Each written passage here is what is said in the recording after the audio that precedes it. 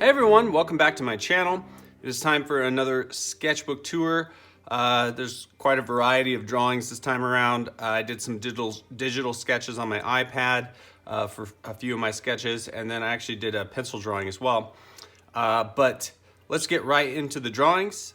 This first drawing, so I'm on TikTok now. If you guys are on TikTok, Sketch Trav on TikTok, I love putting my music to my drawings. It's really fun.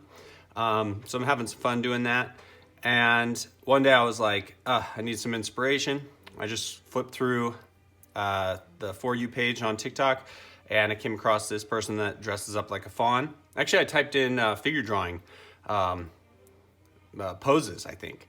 And she came up, and I just decided to do like a fantasy fawn drawing. So that's kind of where this one came from. This one's got a little bit of a story to it. I love drawings that lend themselves to stories. And so I'm not really sure there, obviously it's just one image, but let's kind of look at what's going on. You've got this face kind of hidden in the bushes here. And then I had these plant arms kind of coming up around the little fawn character, and then a couple fairies. And this fairy looks like she's trying to explain something to the fawn. And, maybe the fawn's in danger. Maybe the fawn is like, looking for something, I don't know, but that's up for you guys to decide. But I do really like drawings like this. I like drawings where you can kind of read something into them. As far as the materials, I always use big pens, jelly roller pens for my highlights, and markers.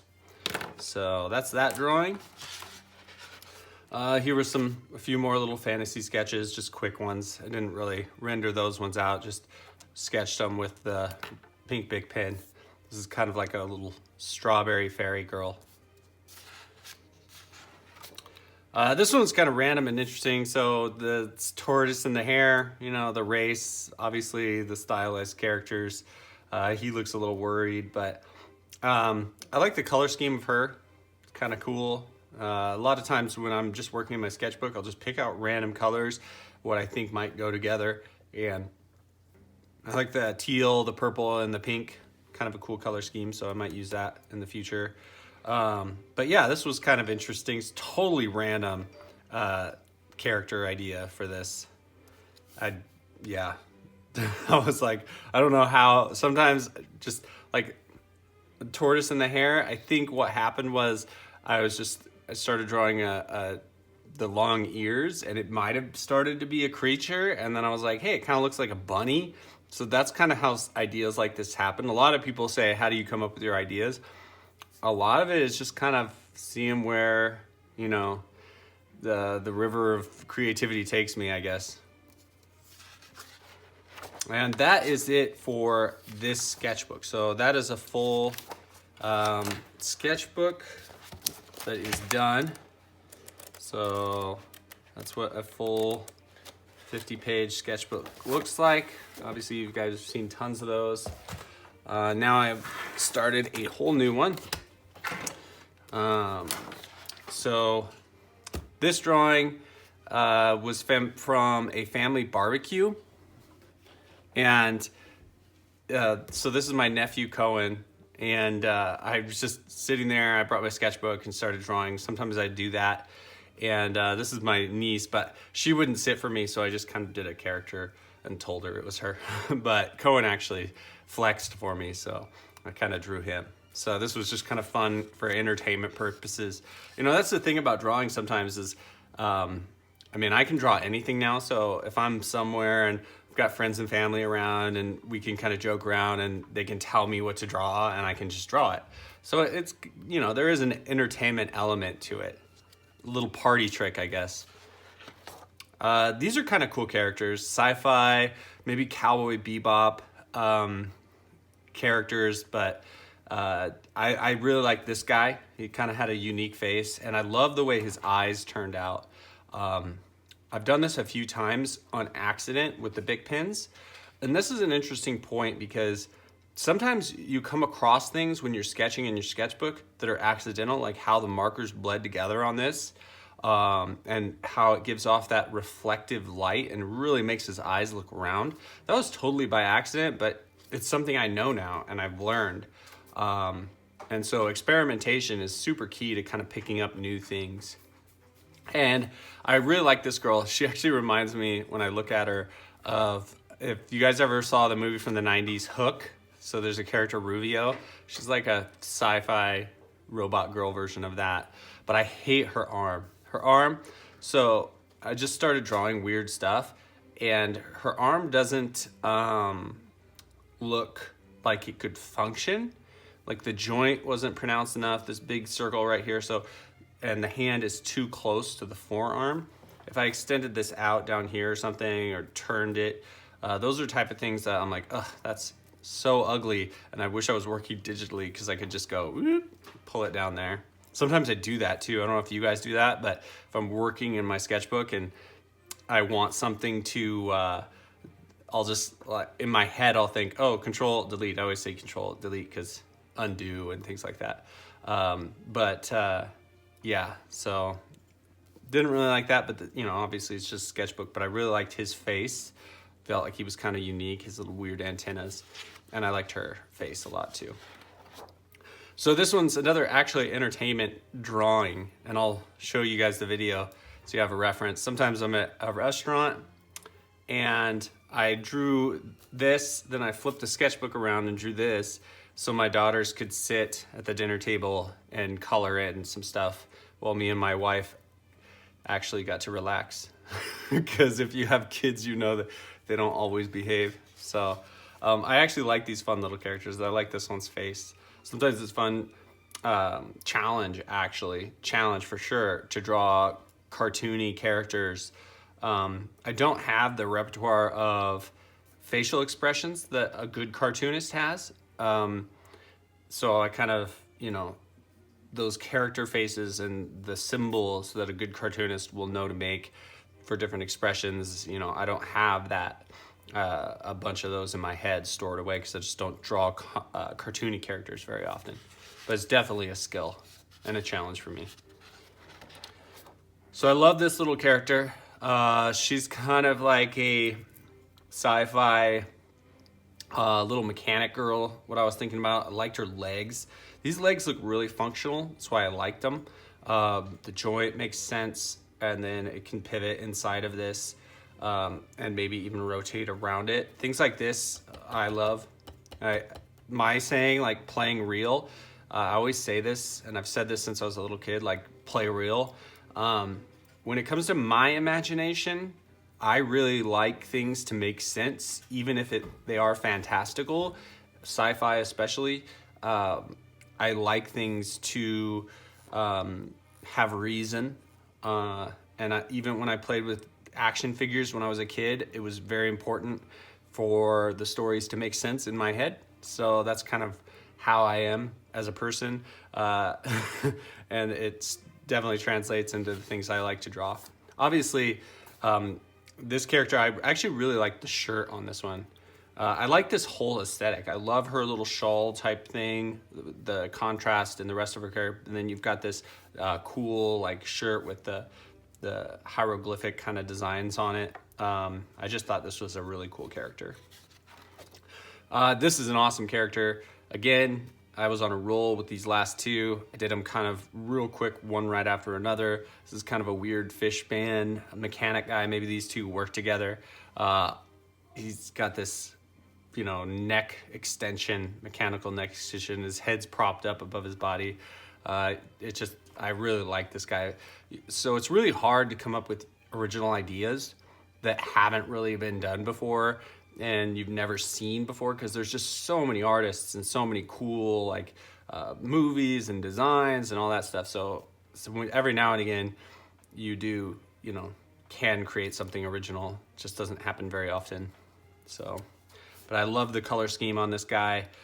Mixed in some neon green, kind of reversed it around on his fins. I liked his backpack thing. So it's, you got these kind of cool little rust colors. So you don't just have to make metal things gray, because you can see how that translates into a cool, I don't know, not steampunk, but just, it does look metal. So this page is kind of interesting because I was totally So the markers, I use all these different markers. These are Ohuhu markers. I actually have a brand new set that Artify sent me that I'm gonna be doing a video on. So I'll be doing that same kind of thing. But the markers look different on the Tone Tan paper. So you really have to like mark them out to see what they're gonna translate to on Tone Tan. And this guy was just a random puzzle piece of like different colors I was messing around with. So this is kind of a weird sci-fi piratey guy, really messing around with this expression, making him, you know, memorable versus just a, you know, somebody staring at you kind of expression that I normally dead expression. I've heard artists say that before. So yeah, I love his little birdie guy. Yeah, just, you know, I didn't want to waste all this color. This is actually a cool color. So that's why it's all checkered in the bottom, but you still get an idea of it. With sketchbooks, I don't really necessarily, like, I am thinking about conserving my markers because I'm not selling these drawings or anything like that. These are just for my reference. So as long as I get a sense of the character, a lot of times I won't, you know, fill it all the way in. So, but yeah, he's kind of interesting. I probably would have done blue hair instead of green. I think that would have looked better. In fact, I can still do that, but yeah, kind of cool. So in the middle of doing my sketches, in my sketchbooks, I like to work digitally to mix things up. I did work digitally for a whole year, and I like it. It's really fun. I found some things that I enjoy stylistically digitally. So I'm using Procreate right here, and the Jasinki eraser is one of my favorite brushes for just doing pen and ink. The reason I like the Jasinki one is it just gives me nice line variation, so I can get real thick and then really thin, just like that. And doing these characters is like a million times faster. I like this guy a lot. Right here you see my shadow layer, and for these simple characters that I do like this, I'll just do my ink layer, which is this one right here, and I'll zoom in real quick because you can kind of see. I'll like just draw my character, and then I'll take go down to my shadow layer and add shadows in like that. So, and that's it. So it's a real simple way of drawing. And the great thing about this is I can, you know, resize arms, change things as I want to.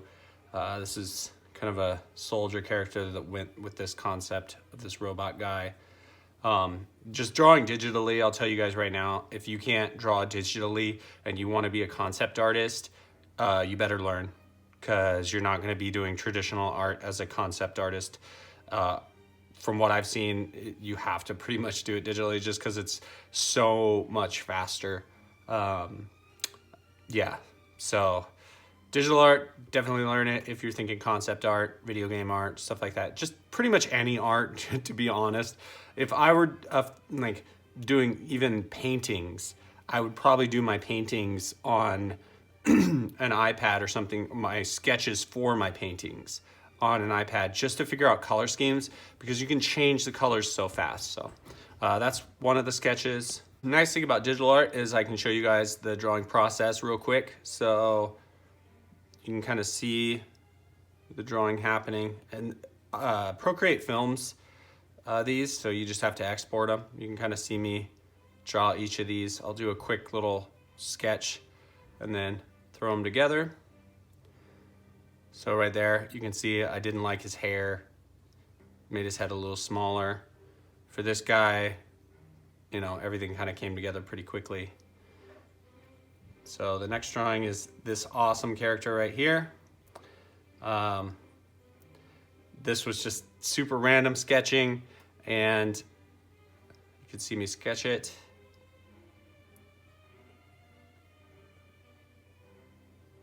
Yeah, so she's pretty interesting little character. Okay, so this is a much more elaborate drawing. I spent a good amount of time on this, so you can kind of see, if it'll pause. So the monster's face, kind of creepy, scary. It's like, this one definitely tells a story like that other fantasy drawing. I actually did this one really similar timing to that little fawn drawing you guys saw at the beginning. So you have this guy riding this demon monster thing, and then maybe your knight or whatever. He kind of looks like a Jedi, not really sure. He's saving some people, and the demon and this guy is like right above him. So, you know, this guy, probably the bad guy, tracking him down. And this is how that drawing took place. So interestingly, when you're drawing digitally, so I started out real big on this guy, and then I realized, hey, I wouldn't mind making this into a kind of more elaborate full drawing.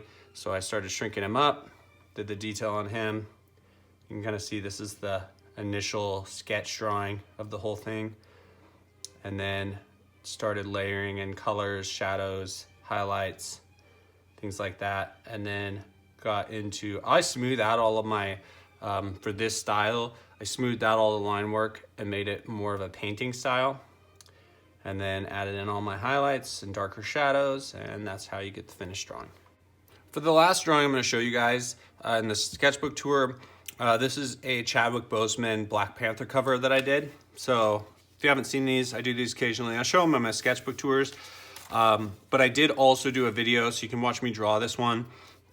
And I just did this with graphite pencil. So this is Black Panther #1.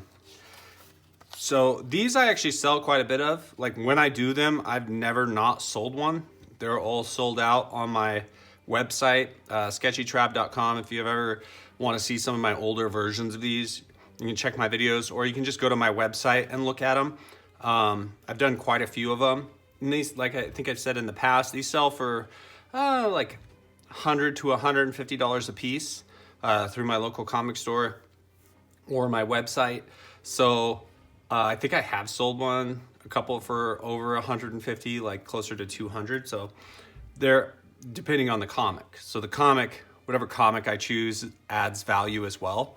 Because some of these comics are actually worth a decent amount of money on their own. Not sure if Black Panther #1 is, but this one, I really wanted to do something. I've had this comic for a while laying around, so it was a cover I wanted to do. And I like the way it turned out. Definitely, you know, captured him. But if you want to watch me draw this one, check out that video. It was the last video I posted before this one. But anyway, that's all the artwork for this sketchbook tour. I did a decent amount of work.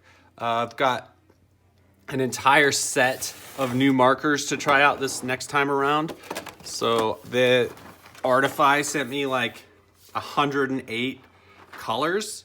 So that's gonna be really fun to play with. And I'll probably do a review on those. But anyway, guys, that's a video. Let me know what you guys thought of all the drawings and what your favorite one was and why. And yeah, I will catch you guys later. Thanks for watching.